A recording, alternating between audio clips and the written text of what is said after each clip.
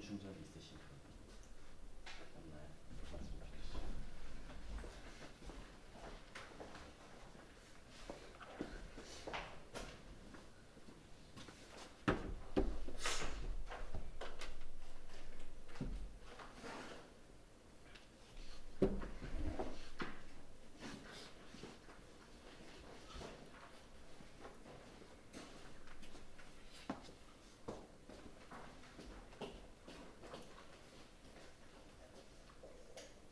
네, 그럼 시작할게요. 여러분 추석 잘 보내셨나요? 근데 이렇게 연휴가 끝나보면 다들 그런 에너지가 보여야 되는데 왠지 모두가 지금 지쳐 있는 것 같은 느낌. 약간 착각인지. 왜 그래요 다? 뭔 일 있어요? 이제 10월이 되니까 슬슬 학기에 그런 스트레스가. 출석 한 번만 볼게요. 신유림, 양재영 있고 어디 없네. 신재영 네 있고요. 아 없고요. 김지현 네. 동희진 김차령 네. 이예림 남승호 오늘 안 온다고 했고 이규환 주현석 강민석 황재인 손성국 씨는 네 반갑습니다. 자 오늘은 3주차고요. 혹시 저희 제가 3주차에 뭐 하겠다고 말씀을 드렸는데 기억하시나요? 강의 평가 네? 강의 평가 무슨 거 아, 네, 그거는 피드백 그냥 이제 끝나고 세미나 진행되는 방식이 어떤지 어떻게 하면 좋겠는지 이런 거 하겠다고 합니다. 내용상에서는 일단 제가 언어 유형론에 대해서 이야기를 하겠다고 했습니다. 자, 뭐라고 시작을 해야 될지 모르겠네요. 네, 이번 PPT 슬라이드 또한 굉장히 타임 어택으로 만들어 온 거기 때문에 제가 뭐 강의를 맡아서 몇 년 동안 해온 게 아니라 처음 만든 세미나다 보니까 아무래도 처음부터 다 PPT를 만들고 하다 보니까 좀 그렇게 됐습니다. 약간 제가 시작할 때는 뭐라 그래야지? 그냥 재밌는 거 한 챕터씩 요약해서 그냥 하면 되겠지 했는데 요즘 느낌이 매주 팀플을 하는 느낌이에요. 매주 그 조별 발표를 혼자서 하는 느낌. 네. 사실 조금 이렇게 될 줄 잘 몰랐는데 그렇습니다. 그래서 오늘 딱 끝나면 또 이제 다음 주에 뭐 해야지 하고 구상하고 혼자서 조별 토론하고 그러다가 마지막 날 돼서 왜 PPT 아직 안 만드셨어요? 네, 제가 지금 만들게요 해가지고 오늘 만들어 온 거예요. 자, 언어 유형론인데요. 저희 언어 유형론이라는 강의가 학부에는 열리지가 않고 있습니다. 이제 권재일 선생님께서 언어 유형론 연습인가 강의인가 뭔가 해가지고 대학원 수업을 몇 번 여셨던 거긴 하지만 실제로 이 중에서 들으셨는 분은 아마 없을 것 같고 아무래도 일단 저희 학교에서 그렇게 많이 연구되는 주제가 아니에요. 한 명 권재일 교수님 한 분이서 하셨었지만 이제는 안 계시니까 은퇴를 하셨으니까. 근데 그렇지만 저희 서울대 명예 교수님으로 계시는 고영근 교수님이라던가 아니면은 김기혁 교수님이라던가 한국에서도 최근 들어서 언어 유형론에 대해서 관심이 많이 있고 저희 교과 과정에 없다는 게 조금 슬플 뿐이지만 그렇기 때문에 저희 이런 세미나를 통해서 일을 하게 됐습니다. 먼저 그냥 처음 서론은 늘 항상 어떤 사진으로 시작하게 되는데 There are three kinds of people in this world. Those who can count and those who can't 라는 말이 있어요. 이게 왜 농담이 성립하는지 제가 굳이 설명하지 않아도 되겠죠. 결국 이렇게 결국 유형론이라는 것은 이제 무언가 물건들, 집단들, 대상들, 추상적인 개념들을 이제 유형에 따라 나누는 것이거든요. 근데 그게 뭐가 중요하느냐, 그런 걸 왜 하느냐 이런 것들에 대한 의문을 가질 수가 있어요. 그래서 먼저 유형화한다는 것은 결국 아까 얘기했듯이 그룹 짓는 것인데 이제 이런 질문을 할 수가 있습니다. 자동차, 그러니까 우리가 비클이나 이제 어떤 엔진을 가지고 있는 탈 것들에서 그것을 유형화하는 방식을 이제 두 가지를 제시를 했어요. 첫 번째는 그거를 버스, 밴, 오토바이, 트랙터, 자가용 이런 식으로 나누는 것이고 두 번째는 빨간 차, 파란 차, 하얀 차, 검은 차 이렇게 색깔을 따라서 이제 나누는 것입니다. 예를 들면은 제가 유형론 두 가지가 있을 때 어떤 미지의 차가 있어요. 그럼 첫 번째 유형론에 의거해서 그 카테고리를 소개했을 때와 두 번째 유형론에 의거해서 그 카테고리를 소개했을 때 어떤 게 더 여러분에게 정보값을 많이 주는 것 같나요? 첫 번째. 네, 첫 번째요.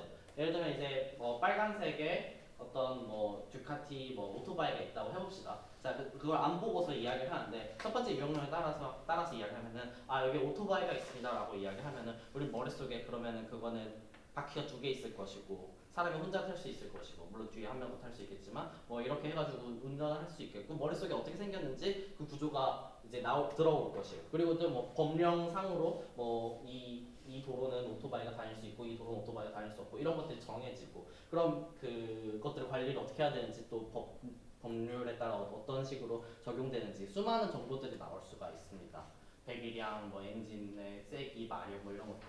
근데 유형론 두 번째 거에 따라서 이야기를 하면은 그것을 빨간 차인이다라고 이야기했을 때 우리는 그게 외관이 빨간색일 거라는 거 말고는 그 어떤 정보도 얻을 수가 없어요. 그래서 저희도 언어들을 이렇게 유형에 따라서 분류를 할 건데 그 유형론은 굉장히 우리에게 가치 있는 정보를 주기도 하고 그렇지 않은 정보를 주기도 합니다. 그래서 예를 들면은 유형론 쓸모없는 유형론의 예시로 이제 언어를 분류를 합니다. 근데 이제 김민규가 할 수 있는 언어와 김민규가 할 수 없는 언어를 유형론을 분류를 했다고 해봐요. 그러면 어떤 미지 언어가 있을 때 이거는 두 번째 유형에 속해라고 이야기했을 때 그것에 관한 알 수 있는 정보가 거의 하나도 없거든요. 자, 언어는 진짜 정말 6천, 7천 개가 있다고 했고 그 언어는 우리가 여러 외국어로 공부해봐서 알겠지만 정말 너무나도 다양하다는 것을 알고 있습니다. 제가 지금부터 그 PPT에 소개할 자료들은 대부분 저희 부교재 두 번째로 나와 있는 Introduction to Typology, 린지 웨일리의 책의 내용들을 요약하는 챕터 1부터 3까지를 요약을 해놓은 거고요. 그 1장부터 시작부터 이제 그 기선제압을 하기 위해서 두 언어학 문장을 이제 딱 언어 자료에서 나온 문장을 보여줍니다. 여러분 진짜 피곤한가 봐요. 아무튼 자, 첫 번째 거는 이제 로발라어, 두 번째 거는 히슈카라나어인데 위에 거는 이제 니제르 콩고어족. 자, 니제르 콩고어족에 대해서 제가 몇 번 이야기를 했었지 않았습니다. 그 말 이름만 보면 알겠듯이 어디에서 쓸 것 같나요? 네, 콩고는 나라가 두 개가 있어요. 콩고랑 콩고 민주공화국이 있고 니제르는 이제 그 나이지리아 앞에 붙어 있는 그 니제르인데 이제 중남부 이제 그쪽에서 사용된다고 생각을 하시면 됩니다. 그래서 콩고 민주공화국에서 사용되는 로발라어 그리고 카리브 어족은 지난 시간에 이야기를 했어요. 기억을 하시는지 모르겠지만 그 카리브 해 이렇게 위에 이렇게 상단에 몇 개 있었고 거기서 무슨 언어를 이야기했었죠? 저도 기억 안 납니다. 아무튼 브라질에서 사용되는 히시카라나어입니다. 그래서 두 가지를 소개를 하는데 왜 소개를 하는지 한번 읽어보겠습니다. 저희가 그 두 번째 시간에 시작할 때쯤에 그 글로싱 룰에 대해서 이야기를 했었죠. 그럼 이제 이런 문장을 맞닥뜨렸을 때 이렇게 굉장히 긴 데이터인데 이것을 너무 겁먹지 않고 소화할 수 있는 이게 필요해요. 맨 처음에 첫 번째 문장에 여기 보시면 data from Morgan, 이거 레퍼런스에서 왔구나 라는 것을 이야기를 할 수 있고 위에 그 언어에 이제 로 데이터가 실려 있고 그 밑에 글로싱한 데이터 그리고 그 밑에 그것을 이제 영어로 그 번역해 놓은 문장 단위로 번역해 놓은 것이 있습니다. 그러면은 일단 처음에는 이제 좀 쉬운 거부터 읽어봅시다. The man didn't give him either money or food. 그 남자는 그에게 돈도 음식도 주지 않았다. 라는 되게 슬픈 문장이고 밑에는 The hawk didn't take the children. 쥐가 chicken. 저기 닭을 데려가지 않았다, 가져가지 않았다라는 둘 다 이제 어떤 문장이고 주어 목적어가 있는 문장이고 둘 다 부정문이고 그리고 둘 다 과거형이고 굉장히 공통점이 되게 많죠. 그래서 사실 단어만 조금 다르고 1대1로 번역할 수 있을 거라는 착각에 빠지기가 쉽습니다. 그렇지만 그것을 실제로 보게 되면은 못도 남자, 댐 이거는 아마 데몬스트레이트 그 남자라는 것일 거예요. 근데 우리는 그 남자일 때 그가 앞에 붙잖아요. 근데 여기서는 지금 뒤에 붙었어요. 그래서 못도메 그래서 그 남자가 남자 그 이런 식으로 되어 있고 이제 타이카라고 되어 있는데 위에 이렇게 기호가 붙어 있는 것은 IPA에서 보통 높은 음조를 이야기를 해요. 여기 되게 많이 헷갈리는데 펜이 없어요. 이제 아예 쓸 수가 없구나. 슬프다. PPT 형광펜 못 써.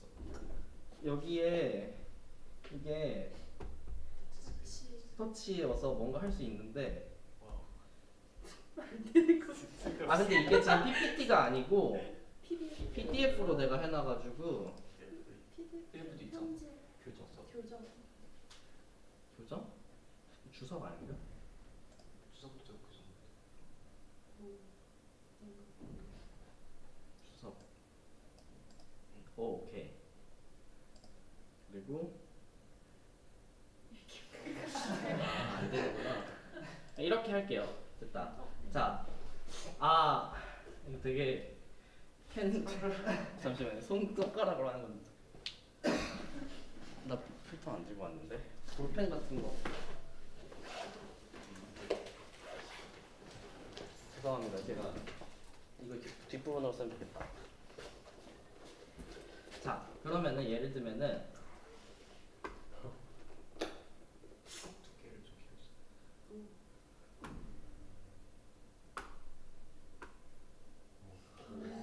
오케이. 뭔가 좀 하는 느낌이 들었어요. 뒤로 어떻게 해? 밖에. 아니 백스페이스.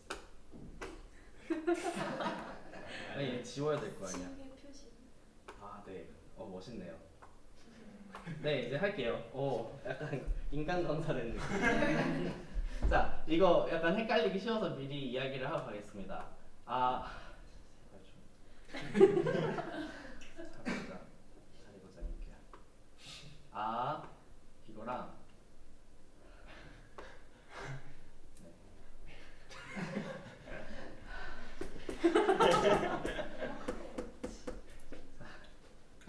한 번 더. 한 번 더 도전. 네. 자. 아랑 아가 있어요. 앞에 게 고성조고 뒤에 게 저성조. 성조라는 거 이렇게 하는 거에 있는데 IPA에도 5단계로 나뉘어 있어요. 사실 그 언어 중에서 6개 이상으로 그 높이를 이렇게 막 하는 언어가 거의 없기 때문에 보통 5개까지로 표시를 하게 되고 그랬을 때 IPA 상에서는 얘를 그때 표 드렸었죠. 2개 찍은 거부터 1개 찍은 거, 그냥 안 찍은 거, 그리고 밑으로 2개 찍은 거 이런 식으로까지 해서 5단계로 나뉩니다. 근데 이거 제가 외우기 좀 쉽게 하기 위해서 이 둘이 맨날 헷갈리거든요. 어느 게 고조인지 어느 게 저조인지. 항상 이 뒤에를 보시면 돼요. 뒤에가 위에 있으면은 아고 뒤에가 밑에 있으면은 이제 이렇게 낮은 성조다 이런 식으로 생각하시면 됩니다. 그러니까 이게 그 만다린 그러니까 중국어 한어 병음 표기할 때 그거랑 달라요. 한어 병음에서는 이렇게 해놓으면은 여기서부터 시작해가지고 라고 올라가는 게 되는 거거든요. 그리고 이렇게 내려가게 돼 있으면은 진짜 이거 안 쓸래요. 그만합시다. 네. 네, 그래서 자 중국어에서는 이렇게 높여놓으면 되고 이렇게 해놓으면 이렇게 되고 이렇게 내렸다 올라가면은 이렇게 되는 거잖아요. 근데 IPA 표기에서는 끝만 보면 돼요. 그래서 이렇게 올라가 있으면 위에만 보면 뭐 이렇게 내려가 있으면 밑에는 구나. 그리고 그래서 이제 중국어 올라가는 거를 쓸 때는 IPA에서는 이렇게 했습니다. 긋다가 올라가는 거. 그러니까 앞에 절반은 보지 말라는 거죠. 앞에 절반 보지 말고 뒤에 절반 보면은 올라가니까 이제 올라간다 이런 식으로 생각하시면 되고 또 내려가는 거 를 표기할 때는 IPA에서 이렇게 가다가 내려. 그러니까 IPA 표기에서는 끝에 오른쪽 뒤에만 절반만 봅시다라고 생각을 하시면 되겠습니다. 자, 그랬을 때 이거 얘기하다 나왔지. 네, 모토 메타이카. 그래서 이제 밑에 네게이션, 3, 시큘러, 테스트 이렇게 나와요. 이게 지금 처음에 봤을 때는 이게 각각이 뭐의 줄임말인지 알기가 쉽지 않아요. 근데 보통 책 보면 책이나 논문에는 맨 뒤나 맨 앞에 이 글로싱의 약자를 어떻게 썼는지를 알려주니까 네게이션은 부정, 3 시큘러는 이제 3인칭 단수, 테스트는 과거를 이야기합니다. 그리고 여기에 이제 give, 모페나 마팔나가나 운동만 했을 때 give, and money, and food. 우리는 그 돈과 음식이라고 했을 때 돈, and 음식이라고 하죠. 영어도 똑같이 돈, money, and food라고 하는데 여기에는 and money, and food 이런 식으로 말을 하는 것을 볼 수가 있어요. 이것만 해도 다르고요. 한국어에서도 사실 이렇게 할 수 있어요. 돈이랑 음식이랑. 그럴 때는 이제 돈 뒤에 and가 나오고 food 다음에 and가 나오기도 하죠. 그러니까 굉장히 그 and를 하는 것만에서도 지금 굉장히 다양한 모습을 볼 수가 있고요. 그리고 여기에 지금 give라는 동사가 있는데 이 give가 누가 give를 했느냐, 여기서는 누구를 give를 했느냐가 지금 나와 있지가 않아요. 근데 여기 보면 영어에 give him이라고 돼 있죠. 왜 그러냐면은 누구를이 여기에 표시가 되어 있거든요. 지금 동사가 원래 영어에서 뭐 I have drinking, 뭐 I have been drinking, I have drunk 뭐 이런 식으로 했을 때 본동사가 뒤에 있고 앞에 have라는 어떤 그런 그 조동사가 있잖아요. 마찬가지로 여기 지금 조동사가 있는데 그 조동사가 가지고 있는 그러니까 그 의미 정보는 기분은 여기에 있고 조동사는 지금 여기 따로 있어가지고 조동사가 세 개의 지금 문법 정보를 캐리를 하고 있거든요. 첫 번째는 아니다 부정문이다. 그리고 두 번째는 이게 지금 누구한테 하는 거냐면 그에게 하는 그에게 주지 않았다라는 것이다. 그리고 세 번째는 과거형이다라는 것을 알려주는 조동사가 지금 앞에 나와 있다는 것이거든요. 그랬을 때 이제 그 남자가 주다, 근데 주지 않았다, 그에게 주지 않았다, 그에게 주지 않았다, 과거형라는 표시를 하고 and money, and food 이런 식으로 표현을 하고 있습니다. 마찬가지로 이번엔 the hawk didn't take the chicken인데 여기서는 hawk가 여기 나와요. 왜 hawk? 지금 주어가 맨 앞에 오는 것을 볼 수가 있고 chicken이라는 목적어는 저 뒤에 앞바이 따라 해가지고 앞에 나오는 것을 볼 수가 있어요. 일단 그것만 해도 다르죠. 그리고 여기 take라는 동동사는 여기 가운데 are라는 것으로 표시되고 야리히라의 are만이 어근입니다. 그리고 앞에 y는 3s, 즉 주어가 3인칭 단수고 목적어가 3인칭 단수일 때 붙는 이 접두사라는 뜻이에요. 그러니까 만약에 여기가 3s, 하이픈 3s 이렇게 돼 있으면은 여기에도 접두사가 두 개가 나와야 되죠. 근데 하나가 나오고 하이픈이 아니라 지금 슬래시나 점 이런 걸로 표시가 됐다는 것은 보통 이제 그 부등으로 쓰기도 하는데 3인칭이 3인칭에게 그가 그에게 했다라는 것을 표시하는 겁니다. 여기 호크가 아니라 나, 우리, 그러니까 1인칭, 2인칭 이런 것들이 오게 되면은 여기가 1s, 1pl 뭐 이런 걸로 바뀌겠죠. 그럼 여기에 그에 따라 접두사가 바뀌는 것입니다. 마찬가지로 부정은 여기에 지금 그 네게이션이 주 동사의 바로 뒤에 붙어 있는 것을 볼 수가 있고 여기에 조동사의 be 그러니까 I am taking, I am eating처럼 영어의 비동사처럼 조동사가 이렇게 따로 있는 것을 볼 수가 있습니다.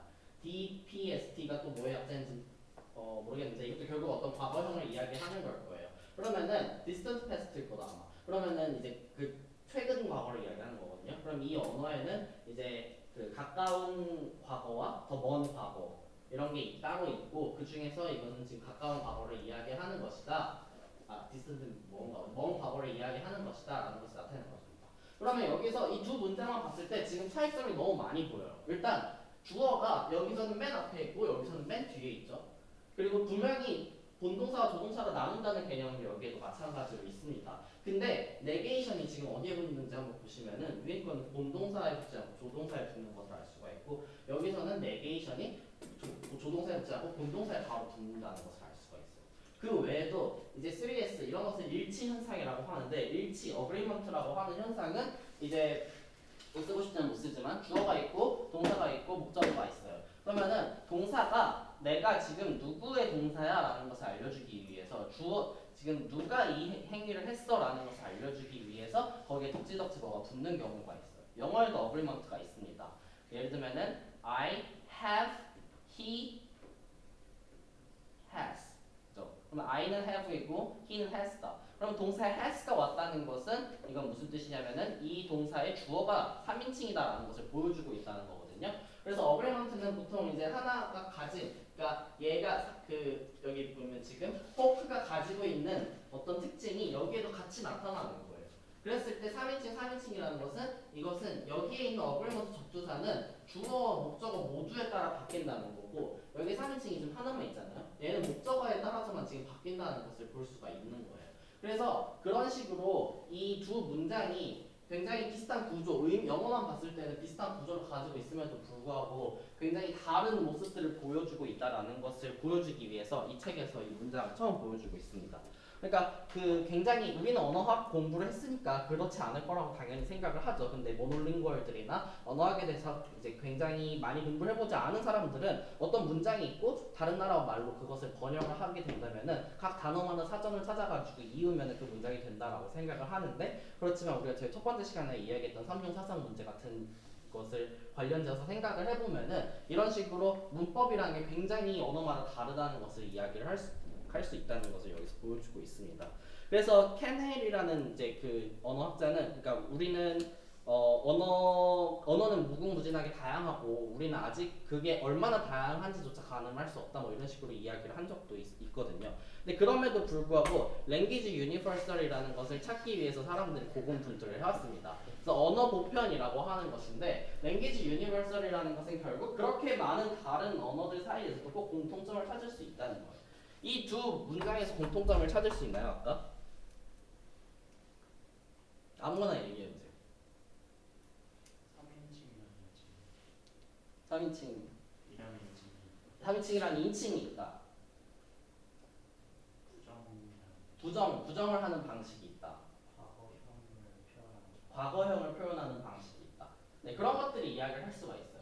예를 들면은 어떤 문장, 긍정문이 있을 때 그걸 부정문으로 바꿀 수 있다라는 그런 보편성은 아직까지 깨진 적이 없어요. 모든 언어에서 나타나는 현상이에요. 과거 같은 거는 이 줄만 보고 한국어, 영어만 생각하면 있을 수 있다 하지만 과거가 없는 언어도 존재를 하기는 하고요. 근데 그런 식으로 이야기할 수 있어요. 근데 그거보다 더 단순하게 이야기할 수도 있어요. 자음과 모음으로 이루어져 있다. 이런 것들도 언어 보편이거든요.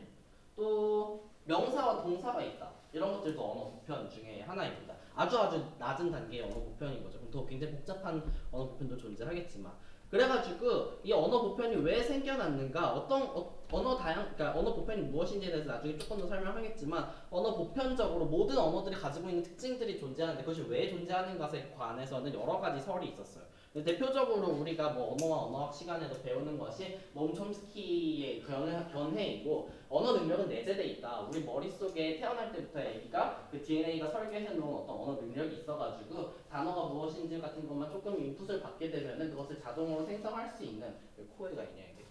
네, 그런 게 설계되어 있기 때문에 그러한 프레임워크는 모든 인간 DNA에 똑같이 설계되어 있어서 그렇다. 그래가지고 우리가 고양이 울음소리를 들으면 다 똑같이 들리고 개 울음소리를 들으면 다 똑같이 들리듯이, 근데 개 울음소리나 고양이 울음소리는 구분이 가잖아요. 그러니까 생물 종에 따라 그것이 연결되어 있는 거다. 만약에 화성에서 와가지고 인류의 언어를 관찰을 하게 된다면은 우리는 영어, 불어, 독어, 히슈카르나오, 로갈라어가 완전히 다르게 느껴지지만 이 화성인들은 이 인간들의 언어는 다 비슷비슷하구나라고 생각할 수도 있을 것이다라고 이야기를 해요.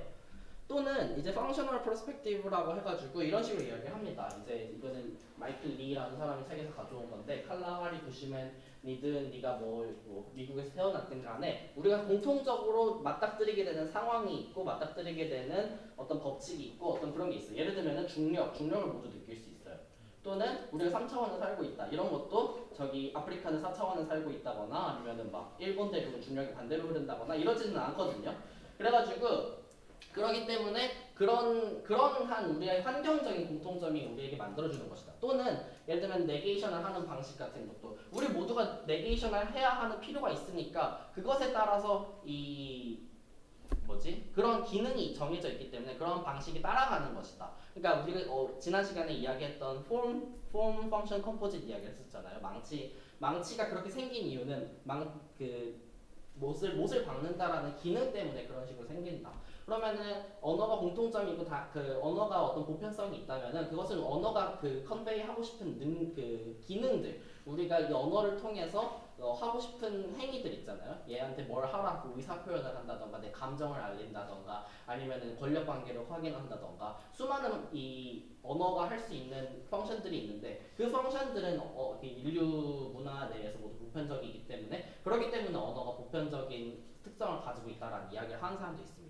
그 외에도 커그니티브하게 아니면 히스토리컬하게 아니면 모든 언어가 한 언어에서 출발했기 때문에 공통점을 가지고 있다. 이런 것들이 히스토리컬한 관점이 될 것이고요. 소셜, 컬처럴한 굉장히 다양한 방식으로 이 언어 보편에 대해서 설명을 하려고 해왔습니다. 이러한 역사 속에서 언어 유형론은 결국 그러한 랭귀지 유니버스를 찾기 위한 타이폴로지컬한 어프로치를 링귀스틱 타이폴로지라고 하게 됩니다. 그래서 링귀스틱 타이폴로지가 결국 이번 세미나의 주제이면서 저희 이제 전체 세미나를 아우르게 될 어떤 하나의 테마인데요. 언어 유형론의 정의를 먼저 Introduction to Typology 저자가 이야기하는 정의에 대해서 이야기하겠습니다. 정의는 언어들이 공유하는 형식적인 특징들을 기반으로 언어 또는 그 구성 요소를 분류하는 것이라고 이야기합니다. 이 중에 여기서 지금 빨간색을 칠해놨는데 이 세 가지 요소가 정리해서 가장 중요하기 때문에 빨간색을 쳐놨어요. 첫 번째로 언어들이라는 것은 언어 하나만 연구를 해서는 언어 유형론을 할 수가 없습니다.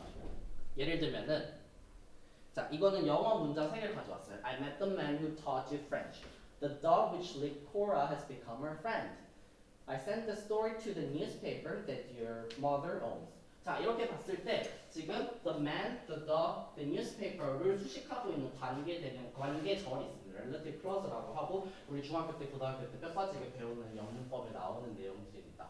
그랬을 때 이 지금 relative clause들이 이 앞에 선행하는 명사가 지금 목적어냐 주어냐 또는 이 preposition 뒤에 있는 이 뭐라 그래야 되지? 전치사의 목적어냐에 따라서 상관없이 관계절은 항상 명사에 후행하는 것을 알 수가 있습니다. 자, 그래가지고 영어를 열심히 연구를 해가지고 관계절이라 하는 것이 있고 그것은 명사에 후행한다라는 법칙을 세웠어요.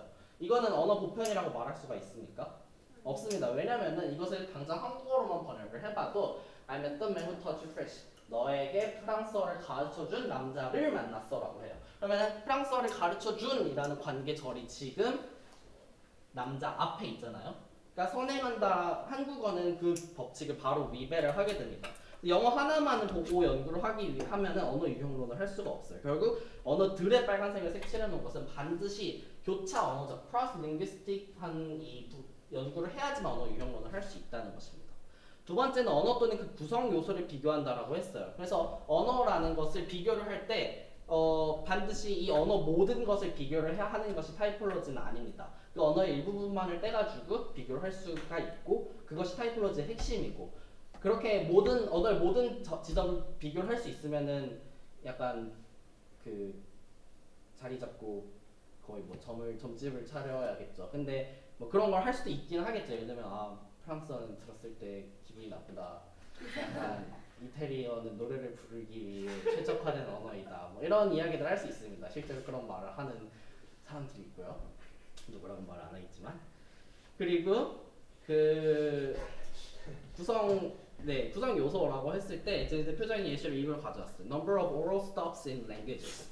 oral stops라는 것은 stop은 이제 플로시브라고 이야기하는 폐쇄음이죠. 근데 oral이라는 네이절의 반대입니다. 그러니까 마나가를 빼고 바다가 바다가 꺄까 뭐 이런 것들이 모두 oral stop들인데 이것들의 개수를 언어에 따라 쭉 통계를 내봤을 때 3개인도 4개인도 5개인도 쭉쭉쭉 해서 17개이죠. 지금 바로 안에는 어족이 있는데 각 어족별로 대표적인 언어 하나씩만 꺼내와가지고 센 거예요. 그랬을 때 개수가 이렇게 비교를 한다. 이것을 봤을 때 number of stops는 5에서 7, 4에서 7 요 정도 사이가 제일 분포가 많다. 제일 적게는 3개까지도 있고 제일 많게는 17개까지 있다. 이런 것들을 얻을 수가 있어요. 이런 것들은 지금 당장은 어떤 의미를 가지고 있는지 모르지만 여전히 이런 것들이 타이폴로지의 하나의 주축을 이룬다는 것을 알 수가 있습니다. 즉 언어를 모두 비교를 하는 것이 아니라 언어의 그 구성 요소를 비교한다는 점에서 이제 언어 유형론 정의의 두 번째 요소를 하게 되는 것이고 세 번째는 형식적인 특징들을 기반으로 비교한다라고 합니다. 형식적인 특징을 기반으로 비교하는 것은 뭐와 비교될 수 있냐면은 예를 들면 이것은 계통론적 비교이고요. 만주, 퉁구스, 어족 또는 어라고 부르기도 하는 언어들을 나열한 것이에요. 그러면은 여기 네기다러, 어원키, 오로첸, 만주어, 나나이어, 골지어, 무디어 이런 것들이 있고 얘네들은 하나의 언어에서 하나의 도상에서 갈라져 나왔다는 것이 거의 확실시되는 언어들입니다. 근데 얘네들이 남북으로 갈라져가지고 산맥에 둘러싸여서 결국 소통이 안 되게 되고 그걸 갈라지고 해가지고 이런 식으로 족보를 그릴 수 있다는 것이 입증이 된 언어예요. 그렇기 때문에 이런 것을 계통론적으로 지금 그룹을 묶은 거라고 볼 수가 있습니다. 위에 이름이 Northern, Southern, South, Eastern이지만 얘네들은 절대로 그냥 위치가 북쪽이고 남쪽이기 때문에 이렇게 나눈 게 아니라 얘네들끼리 형제 언어이고 여기에 있던 언어 하나가 갈라져 나와서 이렇게 두 가지로 나뉘었고 그 중에 또 하나가 둘로 나뉘어서 이렇게 되었고 이런 것들이 입증되었기 때문에 이런 표를 그리는 것이거든요. 이런 것을 계통론적인 비교라고 합니다. 또는 지역적인 비교를 할 수도 있어요. 아까 말했듯이 사우스, 노스, 이스트, 웨스트 같은 거 했잖아요. 여기는 지금 노스, 웨스트, 나이지리아 그러니까 니제르 콩고 어족 얘기했었죠. 나이지리아의 북서쪽에 있는 언어들만 모아왔어요. 야 우리나라는 한반도 통틀어서 하나밖에 없는데 얘네는 지금 나이지리아의 북서쪽만 꺼내왔는데도 벌써 지금 한 20, 30개가 되는 것 같아요. 그래서 이렇게 많은 언어들이 존재하고 이렇게 지역적으로 인도에는 무슨 언어가 없고 말레이시아에는 무슨 언어가 이런 식으로 비교를 할 수도 있고 또는 인구학적으로 9억 명이 사용하는 만다린어, 4억 5천 명이 사용하는 영어, 힌디어, 스페인어, 러시아 이런 식으로 이야기를 할 수도 있어요. 이런 것들도 각자 어떤 의미를 가지고 있겠죠. 예를 들면 막 UN에서는 이런 걸 열심히 신경 쓰겠죠. 근데 우리는 그게 아니라 어떤 언어가 가지는 형식적인 특징, 언어가 가지는 문법, 의미 이런 것들을 비교할 거란 말이에요. 그중에 제일 대표적인 게 어순 유형론입니다. 한국어는 주어, 목적어, 동사가 오는 SOV 언어라고 맨날 이야기를 하죠. 그런 거는 언어학을 하지 않아도 들어보는 내용입니다. 그래서 실제로 언어마다 주어, 목적어, 동사의 순서가 어떻게 되는지를 전 세계를 조사를 했더니 6가지 정도가 모두 나오는 것을 알 수가 있어요. 왜 6가지냐면은 3팩토리얼이니까 3 곱하기 2 곱하기 1이죠. 첫 번째로 한국어 SOV입니다. 기호가 사자를 찾다라고 되어 있는데 우리 그 아까 얘기했던 글로싱 룰에 따라서 다시 읽어볼게요. 그러면 기호 하이픈 가죠. 기호 사람 이름이고 이제 노미너티브라는 건 주격 조사가 붙었다라고 이야기를 하는 거죠.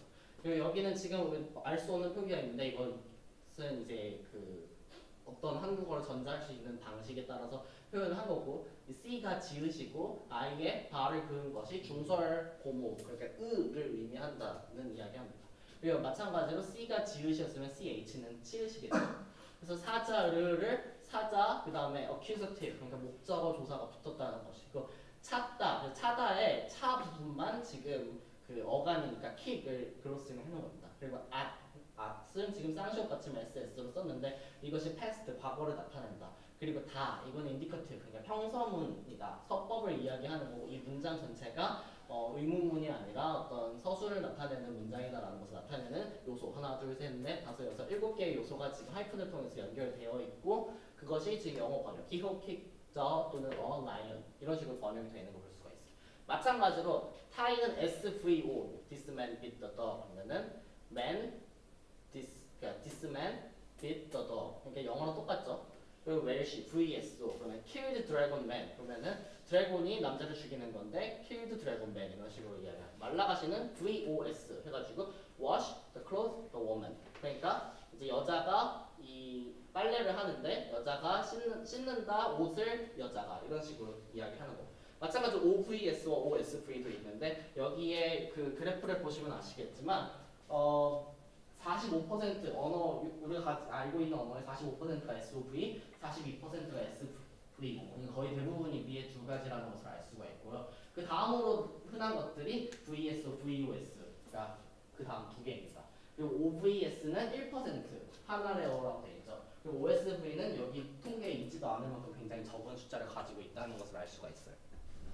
그러면 이런 궁금증들이 생겨요. 이렇게 유형을 나누게 되면 왜 어떤 건 엄청 많지, 어떤 건 엄청 적지 이런 것들을 생각을 하게 됩니다.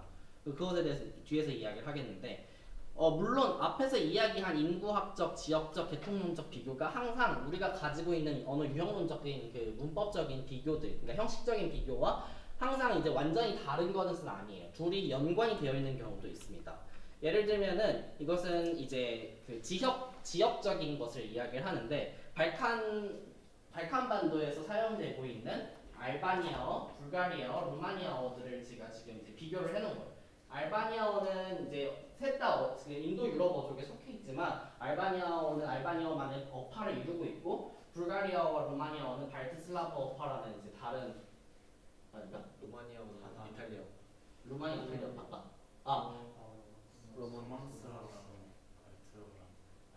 헷갈립니다. 다시. 좀부터. 불가리아가 남슬랍고 로마니아가 로만스. 불가리아가 남슬라브 어파고 루마니아가 로만스 어파. 그러니까 셋 다 지금 어파가 다르잖아요. 근데 그 어파가 서로 다른데 얘네들 이 세 가지 어파 중에서는 이 그러니까 정관사가 전미사로 표현되는 어파는 거의 없거든요. 아예 없거든요. 근데 그 세 어파 중에서 얘네 언어들은 그런 형태를 가지고 있어요. 이 셋이 붙어 있고 얘네들만 가지고 있는 공통점이에요. 근데 뭐 게르만 어파 같은 경우에는 이런 특징을 가지고 있는 애들이 있지만 알바니아 어파, 슬라브 어파 또는 로망스 어파에는 이런 특징이 없는데 얘네들끼리만 공통점을 가지고 있다는 거죠. 그러면 이거는 100% 의심할 수 있는 게 얘는 히스토리컬하게 어떤 계통적으로 위에 선조 언어가 가지고 있던 특징을 공유하고 있는 게 아니라 같이 살고 있어가지고 한솥밥을 먹었기 때문에 이런 일이 생겼구나라는 것을 알 수가 있습니다. 그래서 종종 언어 유형론은 지역적인 특징이랑 같이 이제 연결지어서 연구를 하게 되고 이것을 언어 지역 유형론이라고 합니다. 언어 유형론의 역사를 아주 짧게 이야기를 하자면은 딱 이름 세 가지만 알면 돼요. 그러니까 세 가지인데 첫 번째는 슐레겔과 훔볼트, 두 번째는 그린버그, 세 번째는 촘스키. 이게 이인데 촘스키는 뭐 이제 지겨우니까 별로 얘기하고 싶지도 않고 슐레겔과 훔볼트도 여러분 언어 학사 수업 들었으면 알고 계실 겁니다. 슐레겔과 훔볼트는 슐레겔이 먼저 가장 크게 언어를 셋으로 나눴어요. 그래가지고 어픽설, 그러니까 이제 어떤 접두사나 전미사를 활용하는 언어. 그리고 인플렉셔널 해가지고 그러니까 어픽설은 접두사 전미사를 막 붙여가지고 하는 언어. 인플렉셔널은 뒤에가 단어의 끝이 아니면 앞이 이렇게 막 변해가지고 하는 언어. 그리고 노 스트럭처라고 되어 있는 거는 그런 변화가 형태론적인 변화가 없는 언어예요. 그랬을 때 어떤 건지 보면은 우리가 생각하는 인도 유럽어종은 대부분 인플렉셔널에 들어갑니다. 그러면 여기 보시면은 지금 에틱 그릭이라고 되어 있잖아요. 그리스어의 에고르다존이라고 했을 때 끝에 온은 지금 앞에 사다라는 어간 뒤에 붙어가지고 three plural, imperfective, active, indicative. 그러니까 네 가지 문법 요소를 지금 하나가 가지고 있는 거예요. 그러면은 이게 무슨 뜻이냐면은 예를 들면은 이거 인칭과 그 밑에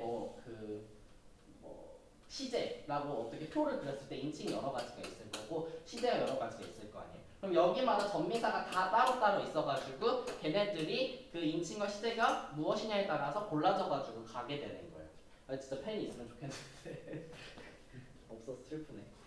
근데 이 어픽설은 한국어랑 조금 더 비슷합니다. 지금 보시면은 Y, A, B, 부르, 이에 이렇게 여러 가지 형태소가 있는데 각각의 형태소가 지금 구로 하나만 지금 본동사고 them이라는 거는 그들을, 그리고 A는 테스트, Y는 클래스, 그러니까 그 명사의 클래스를 나타내는 것이고 어플리커티브는 뭐뭐를 이렇게 하게 해주다, 그리고 aspect가 또 여기 들어가가지고 총 이제 1, 2, 3, 4, 5, 6 이 6개의 형태소가 합쳐져가지고 하나의 단어를 이루고 있잖아요. 한국어 우리도 막 들으셨었겠습니다 뭐 이런 것들을 했을 때 어떤 문법적 의미와 형태소가 1대1 관계를 가지고 있어요. 그러면 문법 요소를 5개를 붙이고 싶으면 형태소 5개를 붙여가지고 사용하는 언어가 이런 어픽설한 언어인 거고, 문법적인 요소 5개를 표현하고 싶었을 때 그 5개가 모두 섞여져 있는 이 전미사를 찾아가지고 붙이는 애가 인플렉셔널인 겁니다. 그렇게 둘이가 달라요.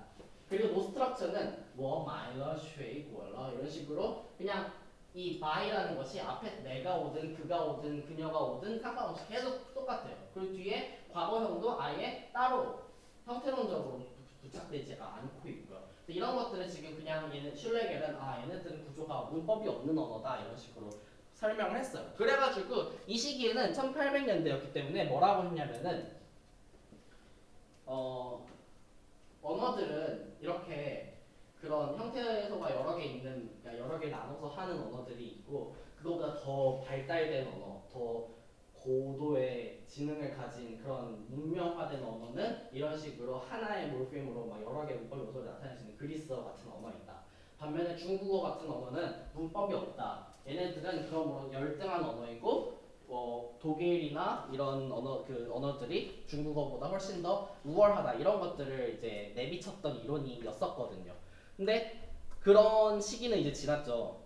이게 막 없어졌죠. 이게 약간 그러고 나서 이제 미국의 그린버그라는 학자가 이제 스탠포드에서 쓴 논문으로 언어 유형론의 어떤 전환점이 오게 됐습니다. 그래서 이 사람은 그 유니버설, 자기가 찾은 랭귀지 유니버설 40몇 개다 해가지고 그거를 다 나열하는 논문을 썼어요.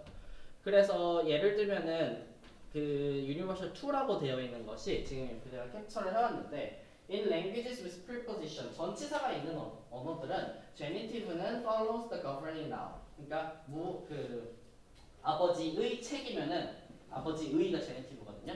그러면 책 앞에 나온다. 그러니까 전치사가 있으면은 소유자는 소유물 앞에 나온다. 이런 식으로 유니버설을 이야기했어요. 그럼 굉장히 맞는 것 같아요. 예를 들면은 반대로 이야기했구나. preposition. 네, 뒤에 나온다. 그래서 woman to the mark. 네, 그래 지금 예를 들면은 얘는 지금 전치사가 있는 언어 to market이고 여기는 일본어는 후치사가 있는 언어. 그래서 뭐 미치코에게 이런 식으로 후치사가 있는 언어예요. 그러면 전치사가 있으면은 마찬가지 to market이 오면은 of woman이 오듯이 그 소유자가 소유물 뒤에 오는 것을 알 수가 있고 후치사가 오게 되면은 타나카의 히쇼 이런 식으로 이 소유자가 이 소유물 앞에 오는 것을 볼 수가 있습니다. 그린버그가 만든 유니버셜에 굉장히 잘 맞아 떨어지는구나라고 생각을 했는데 그렇지 않은 언어들은 또 발견이 돼요. 예를 들면 스웨덴어 같은 경우에는 into water인데 에릭의 엄마 할 때 에릭이 지금 엄마 앞에 있는 것을 볼 수가 있어요. 그래서 지금 이런 식으로 랭귀지 유니버설이라는 게 존재하고 굉장히 맞는 말인 것 같긴 하지만 어떤 경우에는 이게 다 맞진 않더라. 그래서 뭐 이런 것들이 지적이 되면서 계속해서 이 연구를 하게 됩니다. 마지막으로 이것은 이제 Principles and Parameter라고 하는 이제 촘스키의 이론에 그것이 블렌딩 돼서 들어가게 되는데 결국 언어들은 모두 가지고 있는 규칙들이 있고 엄밀하게 지켜지는 규칙들을 어떻게 이 변수들이 몇 개 있어가지고 언어 다양성이 생긴다. 그래서 그 변수들이 조작 가능하다라는 것이 이제 그런 언어 유형론적인 개념이 이 안에 들어가게 되는 겁니다.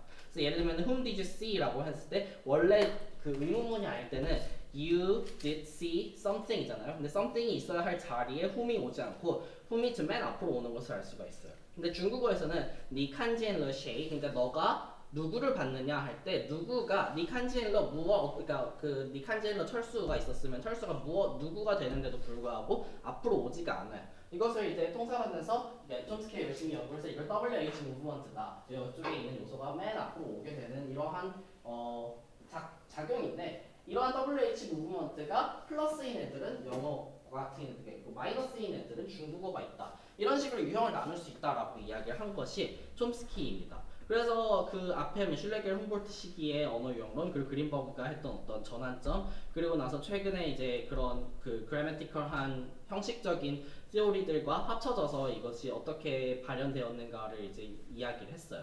근데 우리는 그런 이제 Principles and Parameters 같은 거에 집중을 하지 않을 것이고 언어 유형론 자체에 좀 더 집중을 할 거고요. 그래서 한 5분만 쉬었다가 다음 나머지를 이야기를 하겠습니다.